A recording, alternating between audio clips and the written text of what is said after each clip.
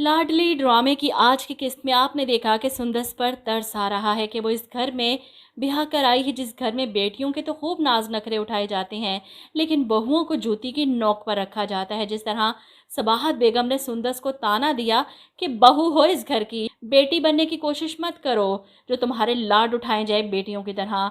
सोचा जाए तो सबाहत बेगम को इस बात का एहसास नहीं कि इनकी बेटी ने भी कहीं किसी के घर में जाकर बहू बनना है, तो यही सलूक अगर इनकी बेटी के साथ हो तो इन्हें कैसा लगेगा। जाहिर सी बात है आसमान सर पर उठा लेंगी, तूफान मचा देंगे कि मेरी बेटी के साथ ऐसा किया गया। लेकिन ये सोच बदल जाए ना तो इंसान सुखी रह सकता है। किसी की बेटी ब्याह कर लाएं तो उसे बेटी बनाकर रखें, बहू ना समझें। खैर यही तो दिखाना चाह रहे हैं हम इस ड्रामे में कि मुआशरा किस तरफ जा रहा है। बेटी अपनी पसंद का इजहार खुलकर कर रही है अपनी माँ के सामने, लेकिन बेटा करे तो माँ बवेला मचा देती है। नाज़ो की पसंद जानकर सबाहत बेगम को दुख तो हुआ कि बेटा वो तुम्हारे लायक नहीं, लेकिन नाज़ो की ज़िद के आगे वो खामोश हो जाती हैं। रूहान की माँ रिश्ता लेकर घर आएंगी तो मजबूरन नाज़ो की नाराज़गी की वजह से इसकी माँ को इन लोगों के साथ अपना सलूक अच्छा करना पड़ेगा। वैसे आप देखेंगे कि सबाहत बेगम जिसने मरियम को अरसल से फासला रखने को कहा, और वहीं सुंदस को भी यही अहकामात जारी किए हैं कि वो उमर से दूरी इख्तियार करे, इससे बातचीत ना करे। अपने ही घर में वो अपनी बहुओं पर अजीब सी पाबंदियां लगाकर समझ रही हैं कि घर का सुकून कायम रह सकेगा। वैसे में मरियम सुंदस के साथ किचन में मसरूफ़ है, और सुंदस अफसोस करती है कि अगर हमारा एक्सीडेंट ना हुआ होता तो हम हनीमून पर ज़रूर जाते। आप लोग भी तो कहीं नहीं गए, आपकी भी कोई मजबूरी बन गई थी क्या।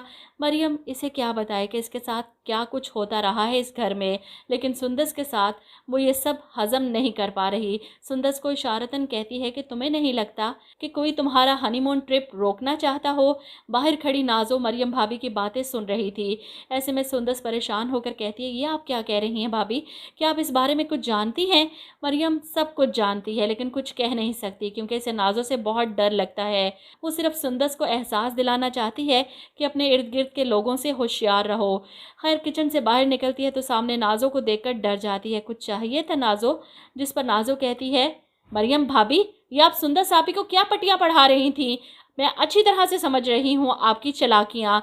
ऐसे में मरियम जवाब देती है कि चलो मैं तो तुम्हारी गैर हूँ, छोटे ख़ानदान से हूँ, लेकिन सुंदस वो तो तुम्हारे अपने ख़ानदान की है, फिर उसके साथ ये सब क्यों, इससे क्यों इतनी नफ़रत करती हो तुम।